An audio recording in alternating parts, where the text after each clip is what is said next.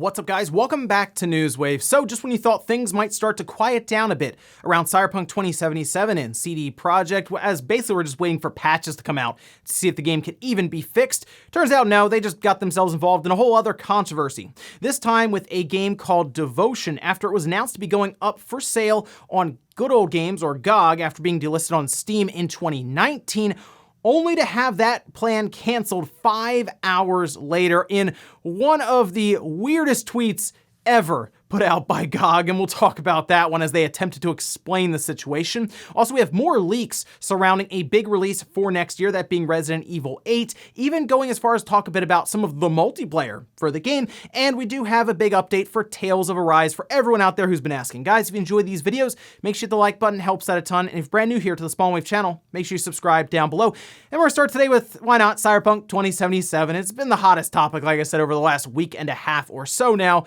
This time, though, more or less talking about refunds, as that's been a big topic. How do you get your money back for this game? Well, one avenue you'd go to is you try to take it back to the retail store where you bought it from, which isn't new. GameStop's dealt with this several times before. However, they did put out a memo that was obtained by Vice explaining what the employee behind the cash register should be doing. CDP will issue a patch on 12/21 that should be a major fix to address customers' concerns about Cyberpunk 2077. If customers are still unhappy and want to return their product, they should be directed to send an email to helpmerefund at cdprojectred.com for reimbursement directions and refunds issued directly from CDP. Basically, GameStop saying, yeah, go bug CD Projekt Red. They're the ones who put the game out. We just sell it. And the GameStop has a policy where they sell you a new game. Once you open it up, you can't return it, which in their mind, they're saying, well, you could have just taken it home and the last 2 days played it and beat the game, and now you're just trying to bring it back and return it.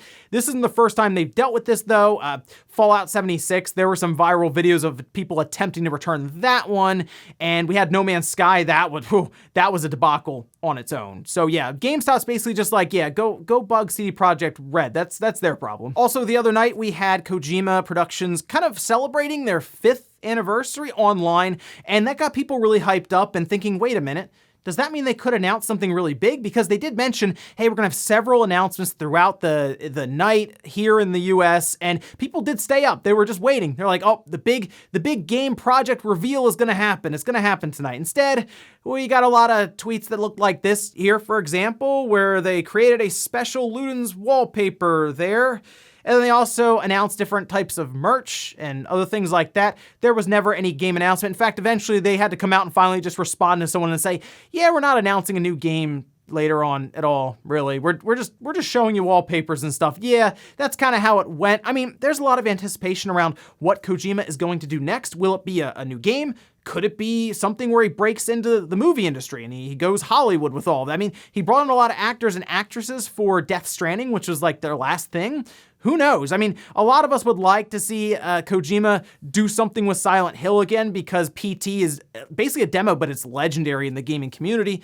I don't know. We'll see what happens. And I guess this wasn't the time to announce it, and we'll just kind of look towards 2021 and see what he has for us then, maybe. Oh, and later on today, we do have the Sakurai Presents Sephiroth. That's at 2 p.m. Eastern, 5 p.m. Pacific time, where Sakurai will be sitting down, I'm sure, at home and using 2 controllers to show us how awesome Sephiroth is in Smash Bros. Ultimate. And I am curious how Sephiroth will work. I'm not a big Smash player, but it was interesting to see how much range Sephiroth had with his sword. So naturally, people will look to see what weaknesses that comes with, because it's not, I assume he's not just going to be a super overpowered character with that kind of range.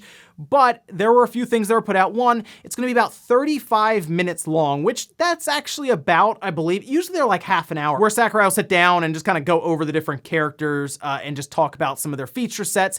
And the other thing was, there's not going to be any other new character announced here. And people do speculate and wonder if that's something that will show up. Now, I guess that could mean there could be costumes or Mii fighters shown. Sure, that's a thing. I'm sure that could happen. Stages, music, any of that could be announced here. But look forward to that later on today. It'll be interesting to see what we get with Sephiroth, and when is he dropping? When is that happening? Could it be a shadow drop? I'm thinking if it's not, it's going to come out before Christmas anyway. So probably in the next week or so at the most. And guys, with some of the quick news out of the way, let's get in the bigger stuff. Let's start right away with Devotion. CD Projekt, Red Candles, Cyberpunk 2077. There's stuff all over the place here to go over. But first, let's start with the announcement tweet. This was made here early in the morning yesterday, Eastern Standard Time. Hello, friends. We want to share with you Red Candle will publish on December 18th on GOG.com. That would be for Devotion. The content and the price of the re-release remains the same for $16.99.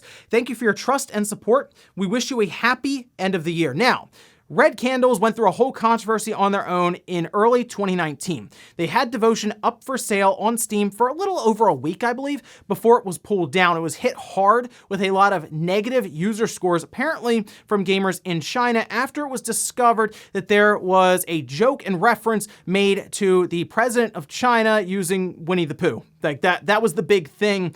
And after that, it was pulled down, apparently by Red Candle Games. Although I will say there was probably a lot of leaning done by Steam to be like, or Valve even, to be like, you sure you want to have this game up with all those negative review scores? Because Valve doesn't want Steam to be pulled from China. That is a big market, and it happens with every single company. So people saw that it was going to GOG, and they were like, there we go. CD Projekt's got this one covered. Except 5 hours later, they didn't. Earlier today, it was announced that the game Devotion is coming to GOG. After receiving many messages from gamers, we have decided not to list the game in our store. All right, who did it? Apparently, there are many messages from gamers in 5 hours. Gamers managed to change CD Projekt's mind in 5 hours. That must have been a lot of messages. Or there was one message, and it was probably from China. I mean, let's be real here. This is pretty obvious what happened here, I would say. And we don't have to look too much further than the fact that Cyberpunk 2077 is hot right now. And believe it or not, it's not approved yet in China officially, but it's still selling pretty well through Steam and other uses to get to it through a VPN. In fact, check this tweet out here from Daniel Ahmed. CD Projekt Red does not have a license for Cyberpunk 2077 in China, so of course there is inherent risk with distribution purely over unlicensed platforms. China's government could move to ban the game in an official capacity should there be any controversy around the game like there was with Devotion last year. Best part about that, by the way, Daniel Ahmed wrote that before all the stuff happened with Devotion. That's how fresh that was still on everyone's mind there, especially in the China market around games. Yes, so what appears to happen here? All right, so Devotion is going to go up on GOG. GOG, by the way,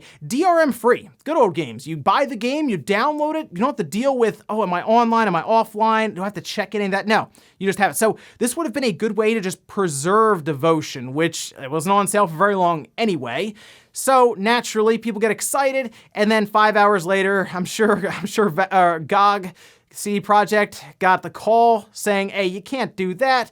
Maybe Cyberpunk 2077 doesn't get any kind of official approval in China if you do. It just seems really obvious to a lot of people who saw that tweet from GOG what's really happening here. And really, that's the way it is with a lot of these companies when it comes to trying to enter the Chinese market. They got to play by their rules.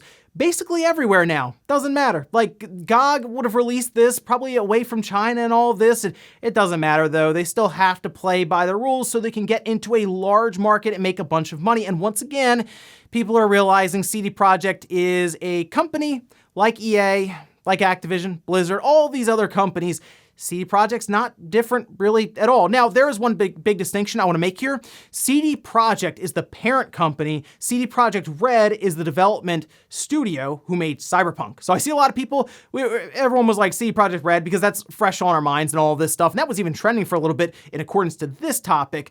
But it's CD Projekt calling these shots here. CD Projekt Red is just trying to fix Cyberpunk right now. But I will say at this point, for the developers of Devotion, I mean, just try to figure out a way you can put your game online. Look at it this way. All the publicity around that, you're probably going to get a lot of new customers, a lot of new eyes on this game. So now's the time to strike either way. Figure out a way to get it on sale, even if you're just doing a very rudimentary way to kind of process cards or whatever you can do online. There's got to be a better way to do it than have to hope that GOG or Steam or whoever will accept this game back. Because even though they apparently took a lot of the stuff out of the game that was causing all this in the first place, they still haven't been able to list it really anywhere else. Not on Steam, and now not on GOG. But what a bad look for what we're seeing now from CD Projekt. We just talked about the Cyberpunk 2077 controversy, and now we have the situation around Devotion in China. Next up, let's talk about Resident Evil VIII or Resident Evil Village. I told you guys before, there were some leaked cutscenes that were starting to find its way online.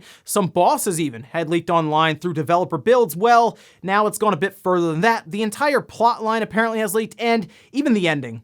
It's all out there. Basically, if you want, you can just go see everything that happens in Resident Evil VIII online right now. So you gotta be careful because people are already trying to piece together the lore and the plot and all the different little details. And it goes even a little further than that. While this isn't really spoiler territory here, it appears that there will be a full multiplayer that's been planned out for quite a while now, as documents were actually translated on Reddit dating back to June.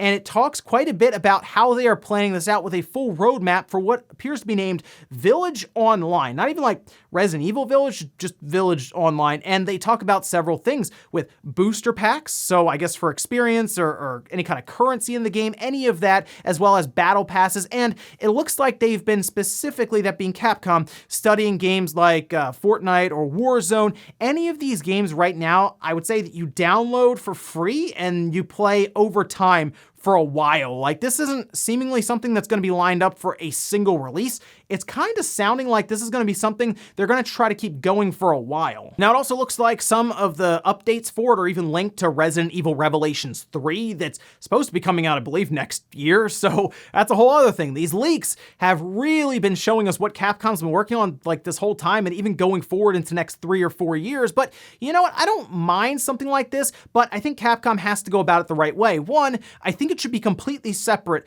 from Resident Evil VIII. I don't think it should come as packaged in or any of that, because they've tried that a couple of times now. I think the best way to go about this is it's free to play, it's separate, you go on there, you download it, and then you have your different ways to monetize further. As we've seen, just basic skins and cosmetics are popular enough and can even hold up a game with enough money. That way, it doesn't directly impact any of the gameplay. People just like to look cool in these different games, right? So that's a good way to go about it, and then just consistent updates, which is mentioned in this roadmap. So I'm at least interested to see what they have here. Like I said, as long as it's separate and a way that people can just pick it up and try it out for free, that's probably their best bet. And it could be something that Capcom keeps going for like years. So we'll see, but it looks like Resident Evil VIII is going to be all over the place next year. And I'm pretty excited about at least the single player side of things, because it does look like they put a lot of time into this game. And some of the bosses and stuff that are being shown online do look pretty ridiculous. So exciting stuff there. Next up, let's talk about Assassin's Creed Valhalla, that releasing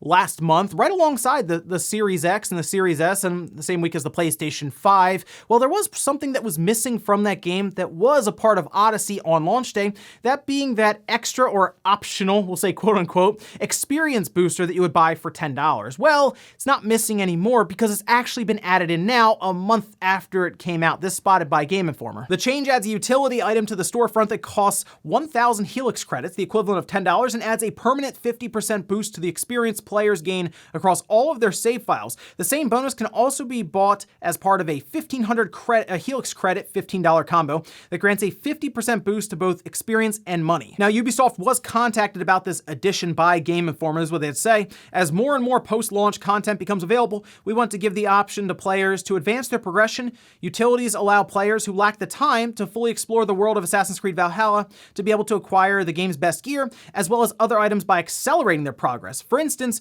these players can purchase maps that uncover some interesting locations in the world, but would still have to visit and play them to get their rewards. So this is interesting because, once again, this is what I said before, these live service-like games that can get these kind of updates, they avoid the review process with them enabled, right? So I have a feeling Ubisoft thought about this after Assassin's Creed Odyssey had this pointed out. There's big controversy around it because, naturally now, the hype's died off of Valhalla a bit, so you throw something like this in and it won't get much press or even talked about as much. And you know what? I bet you Ubisoft sees statistics around how many people are, let's say, more than halfway done Valhalla, so they could even say, well, some people are dropping off. Maybe it's because of the progression. Let's throw an experience booster in there, but we'll charge them for it.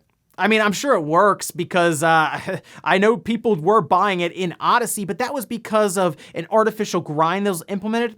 It doesn't appear that there was something like that in Valhalla, and Ubisoft has said that they have not messed with the experience curve, that being how much experience you gain as you play through the game and then subsequently level up from it. But this, I guess, is just a way to accelerate faster through it, but back in the day, they used to just be cheat codes. You didn't have to get your wallet out for that. You just had to punch in a combination of buttons and boom, you're getting more experience. In our last bit of news, let's talk about Tales of Arise. Now, this is a game that was shown June 2019 for the Xbox One, the PlayStation 4, and the PC, and Tales fans got really excited for this because the trailer they showed did look really, really good. But since then, it was kind of quiet for a while. We heard it was supposed to come in 2020. However, they had to push it to 2021, which is understandable because a lot of game schedules got thrown through a bit of a loop with the pandemic and COVID-19 and all of this, but we do have a bit of an update here from the game's producer. This was posted in Famitsu magazine. Some of the key points were more news is coming in the near future. Development is currently in the final stages. The staff is working hard to improve the quality.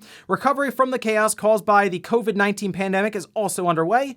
Although they're aiming for a level of quality that can be accepted worldwide, the game will not neglect its Japanese fans. They're aiming to create a JRPG that both Japan and the world can be proud of. Again, this is coming out for the PS4, Xbox One, and PC right now. There could be a Switch version sometime in the future, but right now they're just trying to get this game out. I could see this happening in the first half of 2021. I'm starting to think it might end up being like a late April or May release. The fact that they're in the final stages of development is a good sign, but there's still QA that I'm sure they will be doing and bug testing and fixing and all of this. So that'll probably come in a day one patch, but it's good to at least hear something about this. And like I said, the delay was expected because we were getting to the end of 2020 and we still didn't have a release date for it. But good to hear that things are at least going according to plan, and they're also starting to recover from the whole COVID-19 pandemic situation that threw, I'm sure, their schedule, development, remote work, all this stuff through a loop. So hopefully we'll find out more about this game. I'm gonna say starting in January, maybe like second or third week in January after the holiday stuff gets all finished up, and we start to hear more about this and see what they have in 2021. Then we'll finish up with a comment of the day, as you're seeing here. This is from CG saying, CDPR pulling a No Man's Sky. You know what? You can draw a lot of parallels between Cyberpunk 2077 and No Man's Sky. No Man's Sky had a situation where there appeared to be false advertising on different things. Remember, that was a whole issue there, going through legislation even, and court cases, I believe, and all of this. It was something else with that one. But yes, the blowback for No Man's Sky was out of control for a while there. Now, the big thing here, if we want to draw that parallel, eventually No Man's Sky recovered, people really like that game now. They've done a lot, and it's been update after update after update for all of the people who bought the game originally. So I do think, like I said, that CD Projekt Red will eventually fix Cyberpunk, but it might take as long as it took Hello Games to fix No Man's Sky. And remember, that was Hello Games. They did what? Joe Danger before that? So there was a lot more expectation out of CD Projekt Red for Cyberpunk 2077. So again, great expectations. I mean, if you can't meet them, this is something that will happen even tenfold over No Man's Sky. So here's hoping they can get it all worked out and really deliver in a year or so when we even see those next gen patches. And ladies and gentlemen, that's gonna do it here for Newswave. If you enjoyed this video, guys, hit the like button, really helps out. If not, hit the dislike. Leave comments down below about everything we talked about here today, whether it's CD Projekt, Devotion, China, GOG, all this stuff here. What do you think about this situation with them announcing that it was going to come to GOG and then 5 hours later canceling that whole thing? And then what do you think about Resident Evil VIII attempting to have this full multiplayer, that they're studying things like Fortnite and Warzone? Can they pull something like that off with Resident Evil? And then Tales of Arise, are you excited for it coming in 2021, maybe earlier on? Thanks guys for watching, and I'll see you next time.